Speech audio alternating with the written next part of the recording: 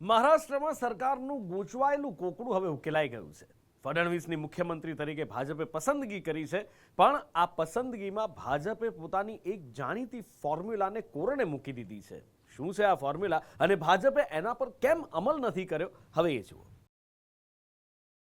सम्मति से देवेंद्र फडणवीस जी को पार्टी के नेता के रूप में घोषणा करता हूं और नेता घोषित करता हूं। एक है तो सेफ है।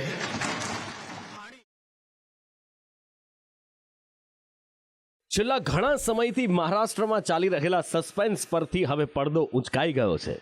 દેવેન્દ્ર ફડણવીસ રાજ્યના મુખ્યમંત્રી હશે અને ગુરુવારે ત્રીજી વખત શપથ લેશે। મહાયુતિને જંગી બહુમત છતાં મુખ્યમંત્રીનું નામ જાહેર કરવામાં 10 દિવસનો સમય લાગ્યો। એની પાછળનો ઘટનાક્રમ સંપૂર્ણ નાટકીય છે। મતદાન પહેલા પોતે સીએમની રેસમાં સામેલ ન હોવાની વાતો કરતા એકનાથ શિંદે પરિણામો બાદ અચાનક રેસમાં આવી ગયા અને મુખ્યમંત્રી પદ માટે દાવો કરી દીધો। બેઠકોનો દોર ચાલ્યો, દિલ્હી સુધી મંત્રણાઓ થઈ, ત્યારે જઈને ચિત્ર સ્પષ્ટ થયું।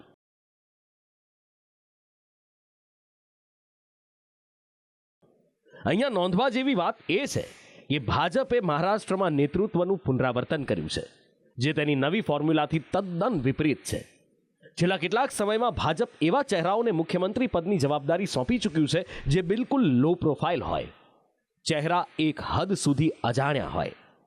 જેમ કે ગુજરાતમાં ભાજપે ભૂપેન્દ્ર પટેલની પસંદગી કરી, છત્તીસગઢમાં વિષ્ણુદેવ સાયને મુખ્યમંત્રી બનાવ્યા, રાજસ્થાનમાં ભજનલાલ શર્માને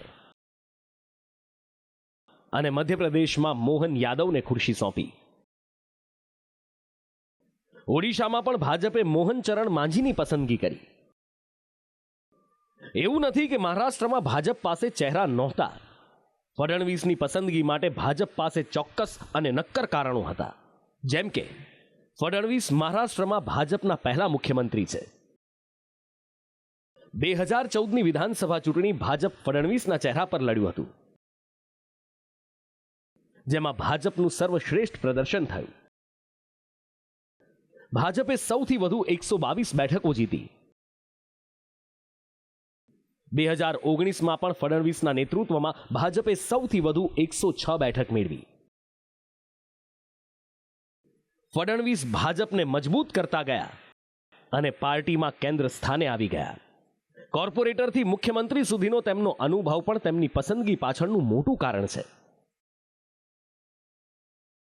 નાગપુરના મેયર રહી ચૂકેલા ફડણવીસ સંઘના પણ ઘણા નજીકના મનાય છે।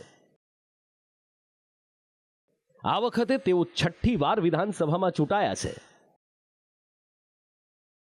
મોટી વાત એ પણ છે કે ભાજપે એનસીપી અને શિવસેના સાથે કરેલા જોડાણના સમીકરણો સાધવામાં ફડણવીસની મોટી ભૂમિકા રહી છે। મહારાષ્ટ્ર ભાજપમાં તેમની સામે દેખીતી રીતે કોઈ વિરોધ પણ નથી।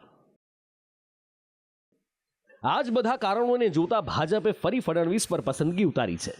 છેલ્લા 2.5 વર્ષથી નાયબ મુખ્યમંત્રી પદે રહેલા ફડણવીસ હવે મહારાષ્ટ્રની કમાન સંભાળવા જઈ રહ્યા છે, ત્યારે તેમના આ કાર્યકાળથી પક્ષ અને રાજકારણમાં તેમનું કદ ઓર વધશે, એમાં કોઈ બેમત નથી।